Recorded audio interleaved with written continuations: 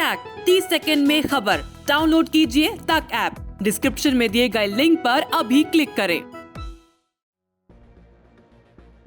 देश में कोरोना के मामले लगातार बढ़ रहे हैं। संक्रमण की इस रफ्तार के बीच देश और विदेश के 35 प्रसिद्ध डॉक्टरों ने मौजूदा कोविड ट्रीटमेंट के प्रोटोकॉल पर सवाल उठाए हैं। साथ ही सरकार को चेताया भी है। डॉक्टरों ने केंद्र और राज्य स्वास्थ्य विभागों को ओपन लेटर लिखा है, जिसमें उन्होंने कोविड की तीसरी लहर में एविडेंस बेस्ड रिस्पांस की अपील की है। उन्होंने ऐसी दवाओं और टेस्ट को रोकने के लिए कहा है जो कोरोना के इलाज के लिए जरूरी नहीं है। बिना कारण के हॉस्पिटलाइजेशन पर भी डॉक्टरों ने चिंता जताई है। डॉक्टरों ने साफ कहा है कि सरकार वही गलती कर रही है जो दूसरी लहर में की गई थी।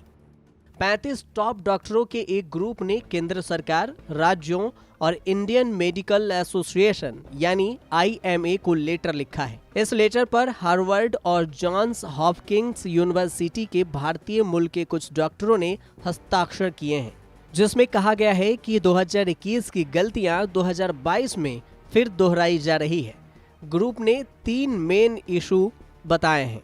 पहला, अनुचित दवा, दूसरा अनुचित टेस्ट और तीसरा अनुचित हॉस्पिटलाइजेशन। लेटर में यह भी कहा गया है कि कुछ दवाओं का कोई मतलब नहीं है। कनाडा की मैगिल यूनिवर्सिटी के संक्रामक रोग विशेषज्ञ डॉक्टर मधुकर पई ने कहा, विटामिन और एजिथ्रोमाइसिन, डॉक्सीसाइक्लिन, हाइड्रोक्लोरोक्विन, फेविपिराविर और आइवरमेक्टिन जैसी दवाएं देने का कोई मतलब नहीं है। इस तरह की दवाओं के उपयोग के कारण डेल्टा की दूसरी लहर में म्यूकोरमाइकोसिस देखने को मिला था। बता दें कि ये सारी दवाओं का इस्तेमाल कोरोना की गंभीर लक्षण वाले मरीजों के लिए किया जाता है। डॉक्टरों का कहना है कि कोविड मरीजों के इलाज के लिए साक्ष्य आधारित चिकित्सा का सहारा लिया जाए। देश में इस समय कोविड के इलाज, हॉस्पिटलाइजेशन और संक्रमित मरीजों के टेस्ट को लेकर सही रणनीति बनाने की जरूरत है, क्योंकि कई मरीजों के लिए कोविड ट्रीटमेंट के जिस प्रोटोकॉल का पालन किया जा रहा है वह उचित नहीं है। लेटर में यह भी कहा गया है कि इस लहर में कोरोना के अधिकतर मरीजों में काफी हल्के लक्षण हैं। इसके बावजूद भी उनका इस तरह की दवाएं लिखी जा रही है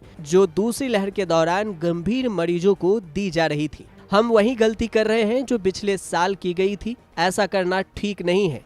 बिना वजह इन दवाओं के सेवन से ब्लैक फंगस जैसी बीमारी हो सकती है। सरकार को लिखे पत्र में डॉक्टरों ने यह भी कहा कि किसी व्यक्ति में कोविड के लक्षण दिखने पर इसका पता सिर्फ एंटीजन यानी RT-PCR टेस्ट से चल जाता है, लेकिन इसके बावजूद भी मरीजों को CT स्कैन और D-dimer टेस्ट लिखे जा रहे हैं, जिसकी कोई जरूरत नहीं है। इस प्रकार के टेस्ट कराने से मरीजों पर आर्थिक बोझ पड़ता है। बता दें कि कोरोना की तीसरी लहर दूसरी लहर की अपेक्षा काफी तेजी से बढ़ रहा है। पिछले 24 घंटे में देश में कोरोना के 2,68,833 नए मामले सामने आ चुके हैं, जो 14 जनवरी की तुलना में 4,631 अधिक हैं। वहीं ओमिक्रॉन के 6,000 से ज्यादा मामले सामने आ चुके हैं। कोरोना की पॉजिटिविटी रेट 16.66% तक पहुंच गई है। पिछले 24 घंटे में कोरोना से देश में 402 लोगों की मौत हो चुकी है, जिससे मरने वालों की कुल संख्या बढ़कर 4,85,752 हो गई है। कोरोना के कुल मामले 3,68,50,000 से ज्यादा पहुंच चुके हैं। ब्यूरो रिपोर्ट, न्यूज़ तक।